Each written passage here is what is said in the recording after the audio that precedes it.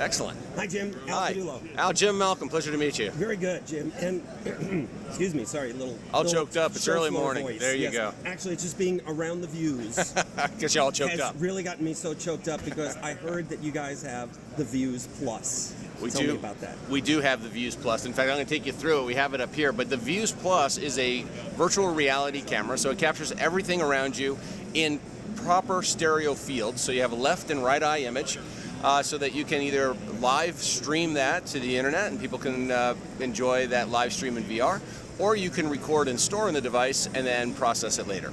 Excellent, excellent. Tell me more. What's the difference between the Views and the Views Plus? All right, so the Views itself was our original camera.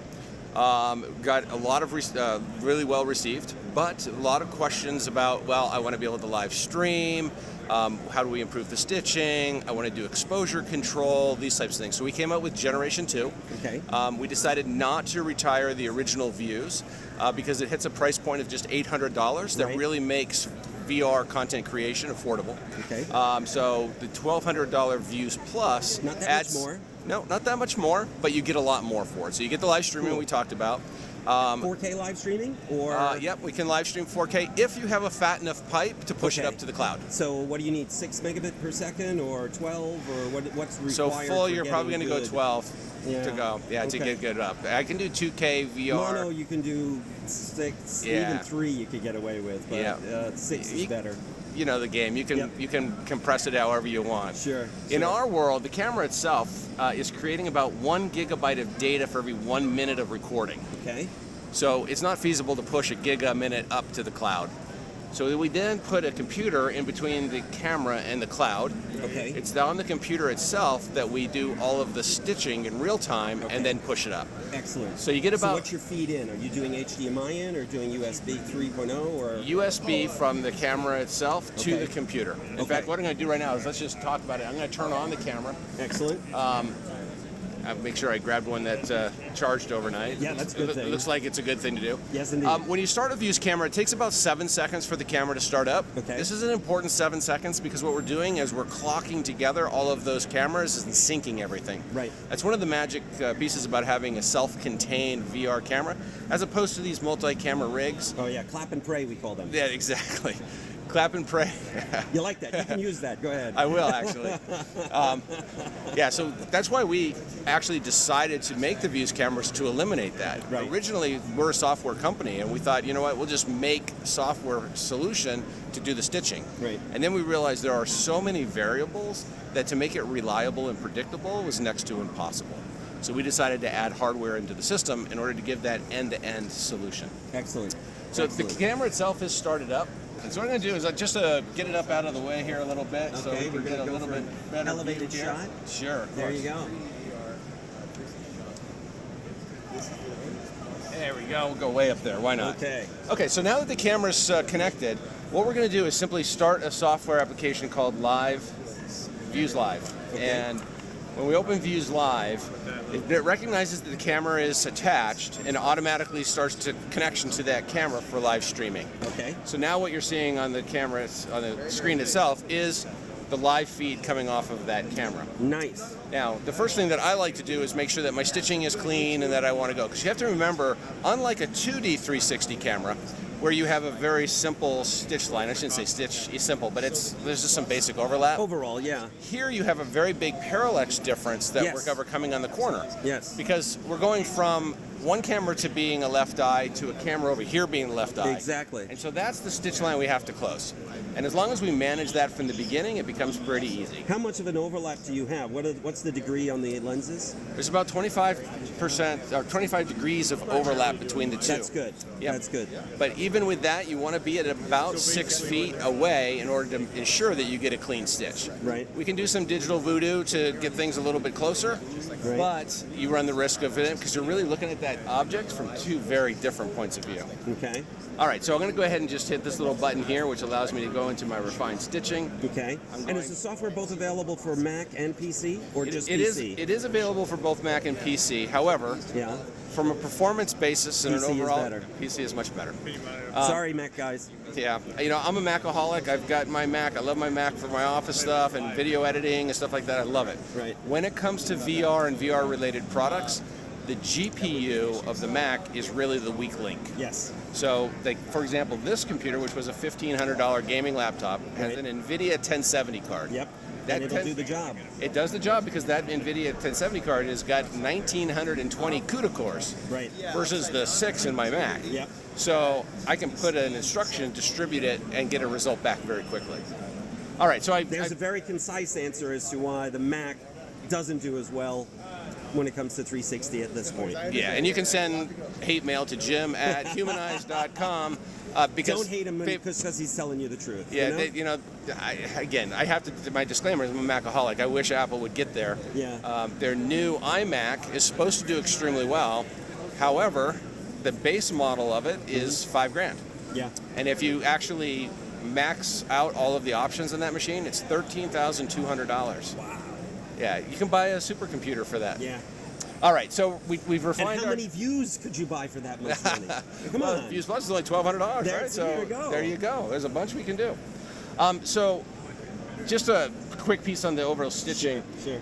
It went through, and it's looking. This is a huge haul, right? It so is. It's putting everything back here at 50 plus feet. Okay. However, if somebody were to walk down these aisles, how are you adjusting? Is that the parallax point? Yeah. So this is what I can do: is I can actually set parallax based now on you got distance. me excited. Yeah, so what I'm going to do here is I want to stitch it at about the middle of the aisle all the way here. Right. So that's about 10 feet from the camera. Right. So all I need to do is I'm going to just go in here, I'm going to put in 10 feet, and I'll go into the next one here and put 10 feet. And then I'm going to put 10 feet into this one. Oops. 10 feet into this one. So by actually measuring everything out, by distance, we can become very accurate where our stitch lines are. Nice. And then, like on the top, it missed because it's reading some of this ceiling over here. Right. But if I look at this, not to get overly critical, but there's a stitch line here on this blue overhead, right? Yep. So what I'm going to do is I'm going to take this one, and we're about 6 feet away. So I'm going to just down this to about 6 feet-ish. Nice. And it takes it out. Now, if I go... How much does that affect the 3D? The stereoscopic? Not at all, because we're doing everything in parallels. So it's doing both pairs. Yeah. So, again, I don't want to get too technical or whatever, but if you think about cameras like, the Caudullo that's being over here, or the Insta360 Pro, or the GoPro rigs that we use that are circular in design, right. And we just line up a bunch of cameras. Right, right. We think that that's kind of a smart idea because I can see everything. In reality, it's really a problem because that type of a method, you have to do something called computational 3D, yes, which means a ton of math. So if I'm looking down the center of this lens, I'm actually looking out of the corner of this lens in order to get even a single eye perspective. And so I have to do a bunch of digital voodoo to make those two match. Right. The Vuze camera was designed with a different camera architecture, which are 4 parallel paths. Right. So you can come down on a Vuze camera all the way down to about 10 inches. As long as you stay out of the corner points, we can maintain 3D, we can maintain stitching, we can maintain everything. It's absolutely beautiful. Again, that risk is when you're going to go from each one of these 90-degree stereo fields. Let's be careful how we manage that transition. When we adjust top and bottom, we do it globally. Okay. So you actually are holding 3D up and down as well. Cool. Cool. All right, so we get that all dialed in. Unlike let me interject one other thing. Unlike most of the other cameras then that do 3D 360, are you getting 3D up as well? Yes. And down? And down. That's very nice. It is very nice. It's extremely helpful. Yes. Because the kind of this immersive storytelling, right? Mm-hmm. This next piece is, as we start to learn better how to tell a story in a headset, distance is another tool in the toolbox because you can add emphasis to something, not just by sound, not just by color, not just by motion, but distance. Yes, and that's how we did it with 3D. Yeah, so exactly. So I can actually invade somebody's personal space in a headset. here we're shooting with a GoPro Fusion. Right. It's about 18 inches from me. Yep. If you put that in a headset, it's going to look really... You're going to be really on top, but you know 90% of the people watching this are going to be watching it on Facebook. That's right. So on Facebook, I probably look fairly normal. Yes.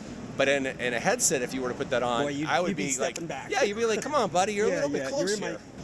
And so what's great about the Vuze camera is we've designed it so you don't have to go live to the internet.